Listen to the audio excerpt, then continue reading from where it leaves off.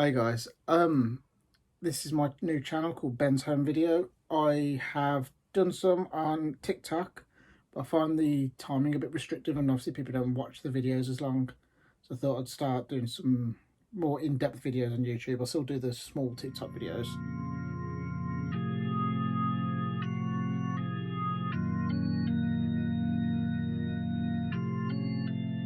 But this is just a way for me to get a bit more in-depth. It's still not going to be as in-depth as a lot of other reviewers are going to be, but I need to try and find my own niche because obviously there's enough of the short stuff, there's enough of the long stuff. I'm going for middle. So the first one I'm going to be doing is heat. So overall, I'm quite pleased with the 4K transfer, despite what a lot of people are saying. It is too dark.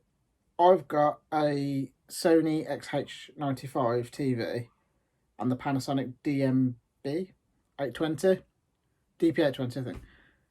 So I've got decent enough equipment. It's not the top end or the DVD players, but it's a good TV and it's quite bright. I think it goes to just under 1,000 nits. So I feel like that should be enough for a dark film still, not to look too dark, and it does. Apparently that is the director's intent, as this is his, he supervised the 4K transfer. And apparently the 35mm, when it was first out of the cinema, was quite dark as well. Whether or not it was that dark, we don't know. So we just have to accept that's what the director wants. Is it right? I don't know. It's his intention, of course, so yes. Everything else on it, great. Fine details, fantastic. The whites are white. Dark, but they're white. I just think, and the blacks are very black, obviously. So I personally think it's been slightly too harshly criticised. Is it perfect? Far from it. But is it the best heat's ever looked? Yes, it is. So I've looked at the Blu-ray, and I believe it's the 2017 Blu-ray. And it's a little bit brighter, so you can see a bit more what's going on. But colour-wise, it's not as faithful, I suppose. It's the quality is nowhere near as good as the 4K. The 4K is crisp, properly crisp. So I've got a couple of specs. It's HDR10 standard, not Dolby Vision or HDR10 Plus. It is the DTS HD Master Audio 5.1, which I believe is the same one as the Blu-ray. And everyone does rave about that.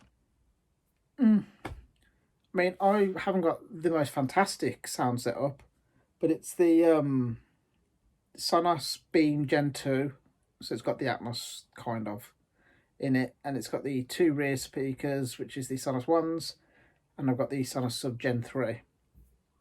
And generally, for the size of my living room, that is perfect. Everything always sounds great, and I just thought the dialogue was a bit off on this. So John Voight would be talking to De Niro.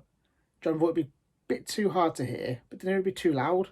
So do you know what I mean? You can't even adjust scene by scene, as in the same scene they're too loud and too quiet even. The surrounds, lively as anything, sound fantastic, especially obviously the famous scene, and just in general, even in like restaurant scenes and stuff like that, it's good. But just the dialogue just needed to be a bit more compressed, I think would be the right term to use. So obviously, you know, bring up the low, bringing down the high. I don't want to criticise the soundtrack too much because it is a good soundtrack, but I feel like it would have benefited with the DTS:X or Dolby Atmos, personally. I'm going to say 3.5 out of 5 overall. I'm going to go watch the bonus features now. I appreciate if you've got this far in the video, genuinely. I know I ramble a bit and I know I haven't got the most exciting voice. And as I said, I don't go too in depth. But I appreciate anyone watching anything because, as I said, I'm more active on TikTok. Even then, I'm still new to that. But I really appreciate it. Thank you.